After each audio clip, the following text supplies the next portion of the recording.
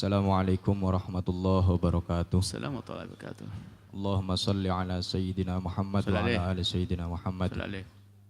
Semoga Buya Yahya beserta keluarga, beserta para santri dan tim, juga para jemaah yang hadir maupun yang ada di mana berada, selalu diberikan kesehatan, keselamatan, diberikan umur yang berkah. Amin. Untuk terus menimba ilmu. Amin. Dan kita semua diberikan barokah dari ilmu yang telah kita dapatkan. Amin ya rabbal alamin.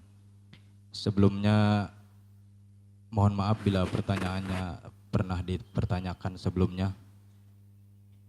Saya melanjutkan pertanyaan beberapa pekan ke belakang tentang bacaan surah Al-Ikhlas yang dibaca beberapa ribu kali. Kalau nggak salah itu adalah bahasanya adalah at-taqoh. Nah, yang saya ingin tanyakan, pengertian dari at-taqoh itu bagaimana, dan juga yang membaca at-taqoh tersebut apakah kepada pribadi atau misalkan bisa menyuruh orang lain. Begitu saja. Terima kasih atas jawabannya. Assalamualaikum warahmatullahi wabarakatuh. Waalaikumsalam warahmatullahi wabarakatuh.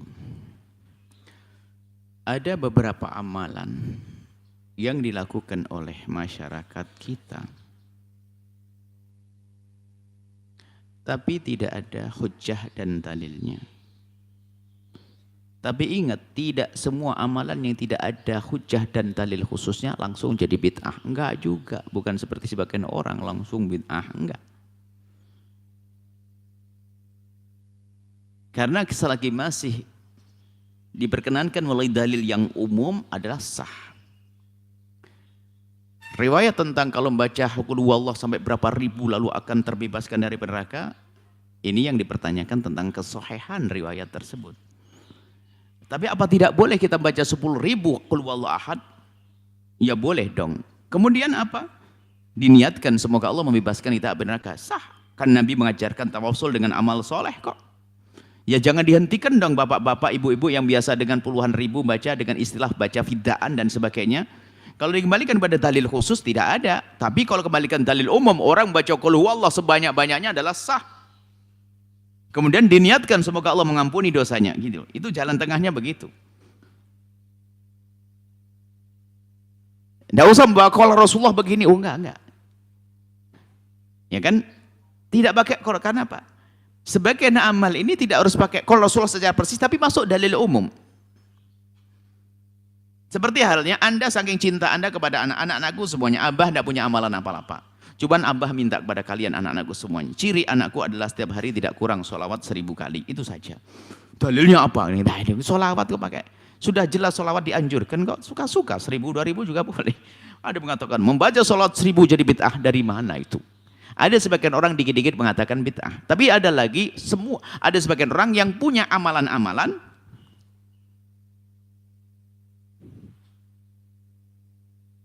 menisbatkan kepada baginda Nabi dengan hadis-hadis yang tidak jelas. Itu nggak boleh juga.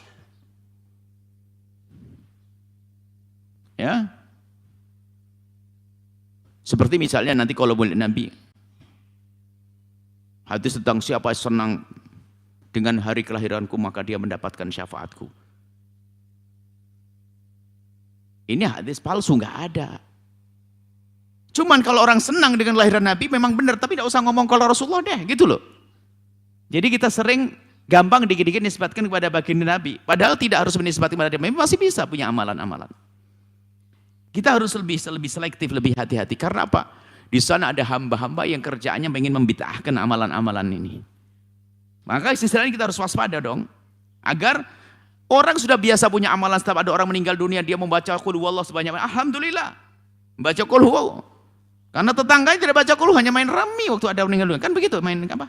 Kartu. Ini alhamdulillah baca qul. Lah kok dilarang? Ini kan aneh banget. Bid'ah. Ya enggak dong. Cuman jangan pakai sandaran qala Rasulullah. Itulah adabnya. Jadi kalau maknanya untuk memerdekakan dirinya dari api neraka, mungkin maknanya begini. Kalau makna secara akidah dan secara hukum adalah Anda membaca Al-Quran atau kulhu karena semampu Anda. Kulhu kan familiar. Kalau satu kampung suruh baca Al-Quran semuanya, tidak semuanya bisa baca Al-Quran. Sudah ada yang rajin. Yasin. Wah, Yasin kan ayat populer kita. Oke, Yasin. Memang bisa Yasin. Dan jangan dimarahi. Memangnya ada Yasin tak? Loh, Anda ini jangan mukul rata, dipikir orang seperti Anda yang hafal Quran semuanya. Enggak, mereka ada yang enggak hafal kecuali Yasin kok. Sebab kadang-kadang orang itu kerjaannya mencaci maki. Orang Yasinan dibilang, memang ada Yasin tak Al-Quran itu kok Yasin tak? Loh, memang enggak boleh orang baca Yasin bersama-sama? Ya biarkan dia jamaah Yasinan. Sambil ngejek, kan boleh jamaah Quran. Ya, urusan ente buat juga enggak dilarang kok. Kenapa harus pakai Yasinan? Ini kan yang familiar, orang bisa menghafal dan sebagainya. Kalau besok ditambah Al-Waqiah juga boleh saja. Di sini ada dua kutub. Orang dikit-dikit mengatakan bid'ah, tapi orang dikit-dikit mengatakan qala Rasulullah.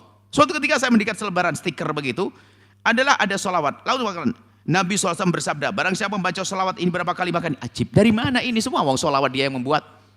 Haram, berdosa atas nama Nabi SAW. Biarpun ujung-ujungnya mungkin, itu saya mimpi. Kalau mimpi katakan saya mimpi, jangan berbohong atas nama Nabi. Jadi maksud kami adalah, urusan itu adalah masalah membaca kulhu sebanyak-banyaknya, sah. Tapi jangan Anda menisbatkan kalau Nabi mengajarkan secara khusus semacam itu. Tapi Nabi mengajarkan kita banyak-banyak membaca Al-Quran. Al-Quran bisa Al-Quran utuh, Al-Quran bisa surat Baqarah saja, Al-Quran bisa kulhu saja. Bahkan spesial kulhu ada anjuran spesial. Membaca kulhu 3 menyebabkan pahala seperti Al-Quran dan seterusnya. Ada. Kulhu wallahu ahad. Ada. Tapi tak usah mengatakan qala Rasulullah dan sebagainya. Itu ya. Himbauan kami semacam itu agar kita waspada. Karena hari ini hari orang mencari-cari kesalahan orang. Kita harus lebih teliti dong. Adapun yang membaca siapa saja. Anda membaca untuk diri Anda sendiri, sah pahala Anda mendapatkannya. Atau dengan keyakinan yang selama ini sudah ada pada masyarakat itu adalah menghadiahkan pahala. Ihda'us thawab. Ihda'us thawab bahasa lokal kita namanya tahlilan. Tahlil itu namanya dalam bahasa fikih ihda'us thawab, menghadiahkan pahala. Karena bunyi tahlil itu begini, saya membaca ayat Al-Quran, baca tahla ilallah, baca subhanallah, setelah selesai, Allahumma ausil thawaba ma qara'na. Ya Allah, sampaikan pahala yang aku baca. Dipertanyakan, bolehkah ini? Nyampe atau tidak nyampe? Kebanyakan ulama mengatakan nyampe, selesai. Jadi tahlil itu bukan hanya terbatas dengan tadi bacaan yang Anda baca. Anda boleh membuat gaya tahlil lebih lama lagi. Al-Quran 30 juz plus sholawat 60.000 baru nanti dihadiahkan, sah-sah aja. Ya, cuman kenapa kok tahlil pakai itu saja yang baca ulama? Sudah umum, familiar, gampang hafalannya. Gitu saja.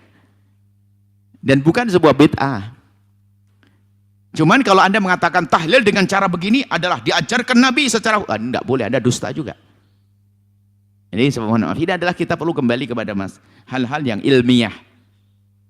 Jadi nggak apa-apa Anda membaca kulhu, baik untuk diri Anda sendiri atau Anda niatkan, semoga ini semua yang aku baca menjadi sebab. Nah ini malah yang disepakati kalau tawasul dengan amal soleh, nggak ada yang mempermasalahkan. Karena hadis Bukhari tentang tawasul amal soleh, maksudnya apa? Kita mengandalkan amal soleh, lalu mengadu kepada Allah, ya Allah, dengan 100.000 kulhu yang aku baca, kulhu Allah yang aku baca, itu ya Allah, ampuni ibundaku. Diampuni insya Allah oleh Allah. Ampuni ayahandaku, seperti itu. Ya, karena sepertinya hal-hal semacam ini harus ditulis secara rinci dan rapi, supaya orang punya rambu-rambu ya. Dikit-dikit mengatakan bid'ah satu sisi, ya, dikit-dikit gampang mengatakan ini dari Rasulullah. Itu juga tidak tepat. Semoga Allah memberikan kepada kita pemahaman yang benar. Wallahu a'lam bishawab. Setelah Anda menyaksikan video ini, jangan lupa berselawat kepada baginda Nabi Muhammad sallallahu alaihi wa alihi wa sahbihi wasallam.